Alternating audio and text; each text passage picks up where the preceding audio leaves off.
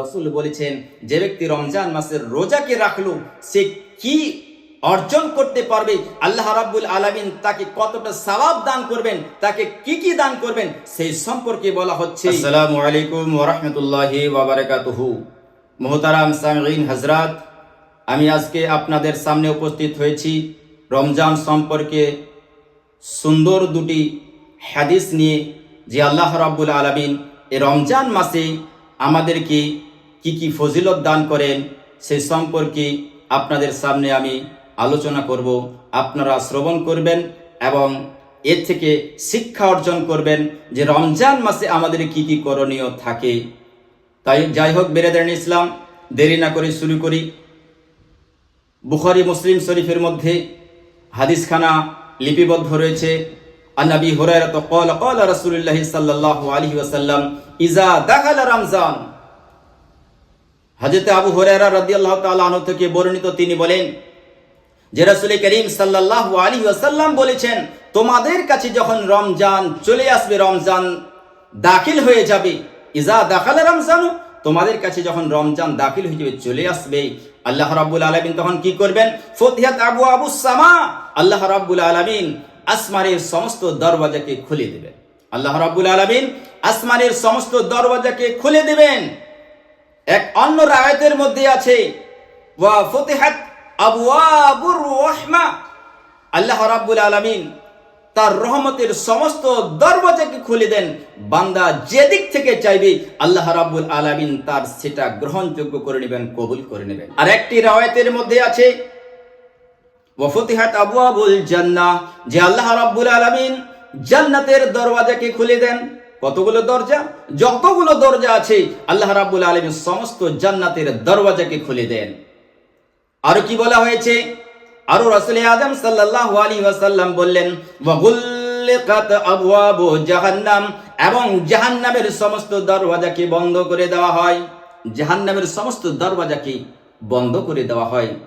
ওয়া সুলসিলাতিশ শায়াতিন, আর শয়তানকে শিকল দিয়ে বেঁধে দেওয়া হয়। তাহলে বিরাদার, এই হাদিস থেকে আমরা বুঝতে পারলাম আল্লাহ রাব্বুল আলামিন আসমানের দরওয়াজাকে খুলে দেন, আর জান্নাতের সমস্ত দরজাকে খুলে দেন, আর তার রহমতের সমস্ত দরজাকে খুলে দেন। তিনটা জিনিস খুলে দেন আর দুটা জিনিস বন্ধ করে দেন। প্রথম নম্বরে যেটা বন্ধ করে দেন, জাহান্নামের সমস্ত দরওয়াজাকে বন্ধ করে দেন, আর শয়তানকে শিকল দিয়ে বেঁধে দেন। তাহলে বিরাদার, রমজানের কত ফজিলত বরকত! আল্লাহ রাব্বুল আলামিন আসমানের দরওয়াজা খুলে দেন, কারণ এটাই যে বান্দা এই জমিন থেকে রবের দরবারে যেটা দোয়া করবে, আল্লাহ রাব্বুল আলামিন তার দোয়াকে কবুল ও মঞ্জুর করে নেবেন। তার দোয়া কি করবেন? কবুল ও মঞ্জুর করে নেবেন। আর একটা অন্য হাদিসের মধ্যে আছে যে রমজানের রোজা রেখে আমরা কি অর্জন করতে পারবো, কি শিক্ষা লাভ করতে পারবো, আমাদের কি কি উপকার হবে। এই হাদিসটা হযরত আবু হুরায়রা রাদিয়াল্লাহু তাআলা আনহু থেকে বর্ণিত। তিনি বলেন, আন আবি হুরায়রা ক্বালা ক্বালা রাসূলুল্লাহ সাল্লাল্লাহু তাআলা আলাইহি ওয়াসাল্লাম মান সামা রমজানা। রাসূল সাল্লাল্লাহু আলাইহি ওয়াসাল্লাম বলেছেন, হযরত আবু হুরায়রা রাদিয়াল্লাহু তাআলা আনহু থেকে বর্ণিত, হযরত আবু হুরায়রা রাদিয়াল্লাহু তাআলা আনহু বলেন যে রাসূল করিম সাল্লাল্লাহু তাআলা আলাইহি ওয়াসাল্লামের জুবান দ্বারা আমি শুনেছি, যখন রমজান চলে আসে, মান সামা রমজানা, যে ব্যক্তি রমজান মাসের রোজাকে রাখলো। তাহলে আমরা যে পবিত্র রমজান মাস পেলাম, বর্তমান আমাদের রমজান মাস চলছে, তো মান সামা রমজানা, রাসূল বলেছেন যে ব্যক্তি রমজান মাসের রোজাকে রাখলো সে কি অর্জন করতে পারবে, আল্লাহ রাব্বুল আলামিন তাকে কতটা সওয়াব দান করবেন, তাকে কি কি দান করবেন, সেই সম্পর্কে বলা হচ্ছে। যে রোজা শুধু রাখলে হবে না, যে রোজা রেখে নিলাম, রমজান মাস আসলো, কিন্তু রাসূল বলছেন না, এইভাবে রোজা রাখলে হবে না।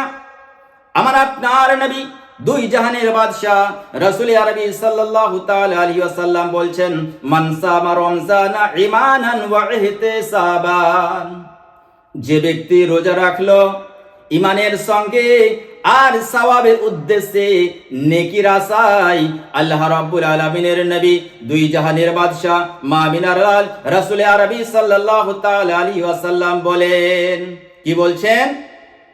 গফির লাহু মা তাকদ্দামা মিন যামবিহি, আল্লাহ রাব্বুল আলামিন মাফ করে দিবেন, তার জীবনের আগের সমস্ত গুনাহ খাতাকে মাফ করে দেবেন। যে রমজান মাসে রোজা রাখলো, রাসূল বলছেন মান সামা রমজানা ঈমানান ওয়া ইহতিসাবান, যে ব্যক্তি রমজান মাসের রোজা রাখলো, কেমন করে? শুধু রাখলে হবে না, ঈমানের সঙ্গে এবং নেকি পাওয়ার আশায় সওয়াবের উদ্দেশ্যে রোজা রাখলো, আল্লাহ রাব্বুল আলামিন কি করবেন তাকে? রাসূল করিম সাল্লাল্লাহু আলাইহি ওয়াসাল্লাম বলছেন গফিরা লাহু মা তাকাদ্দামা মিন যামবিহি, আল্লাহ রাব্বুল আলামিন তার আগের সমস্ত জীবনের গুনাহ খাতাকে মাফ করে দেবেন। রমজান মাসে আমরা আরো একটা কাজ করি। কি কাজ করি? তারাবির নামাজ পড়ি। রাসূল করিম সাল্লাল্লাহু তাআলা আলাইহি ওয়াসাল্লাম তারাবি সম্পর্কে এই জায়গায় বলছেন ওয়ামান কামা, আর যে ব্যক্তি রমজান মাসে দাঁড়ালো, অর্থাৎ সে তারাবির নামাজ আদা করলো ঈমানান ওয়া ইহতিসাবান।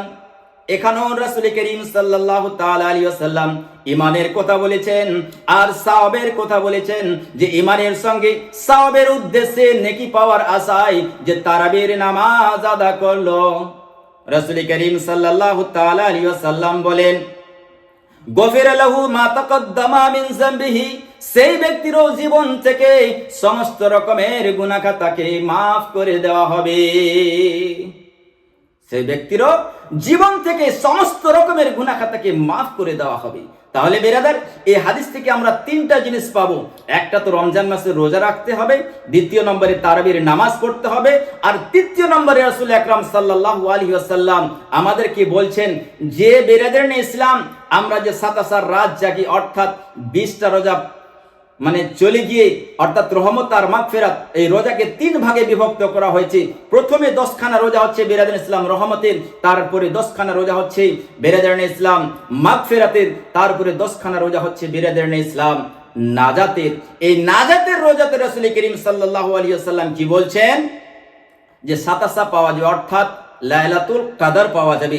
রাসূল করিম সাল্লাল্লাহু আলাইহি ওয়াসাল্লাম বলছেন ওয়ামান কামা লাইলাতুল কদরি ঈমানান ওয়া ইহতিসাবান, আর যে ব্যক্তি ঈমানের সঙ্গে, ইতিকাদের সঙ্গে, ইহতিসাবের সঙ্গে, সওয়াবের উদ্দেশ্যে, নেকি পাওয়ার আশায় এই পবিত্র রমজান মাসে লাইলাতুল কদরের রাত্রিকে উদযাপন করলো, অর্থাৎ জাগলো, ইবাদত করলো, রাসূল করিম সাল্লাল্লাহু আলাইহি ওয়াসাল্লাম বলেন গফিরা লাহু মা তাকাদ্দামা মিন যামবিহি, আল্লাহ রাব্বুল আলামিন তার জীবনের সমস্ত রকমের আগের গুনাহ খাতা মোচন করে দেবে।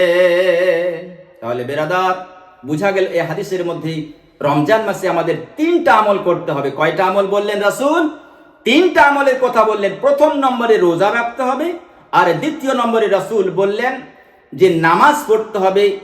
মান কামা রমজানা, যে ব্যক্তি রমজানের মধ্যে দাঁড়ালো, অর্থাৎ তারাবির নামাজ আদা করলো। 5 ওয়াক্তের নামাজ তো এটা ফরজ পড়তেই হবে, তার সঙ্গে সঙ্গে রমজানের সঙ্গে সঙ্গে কি করলো? তারাবির নামাজ আদা করলো।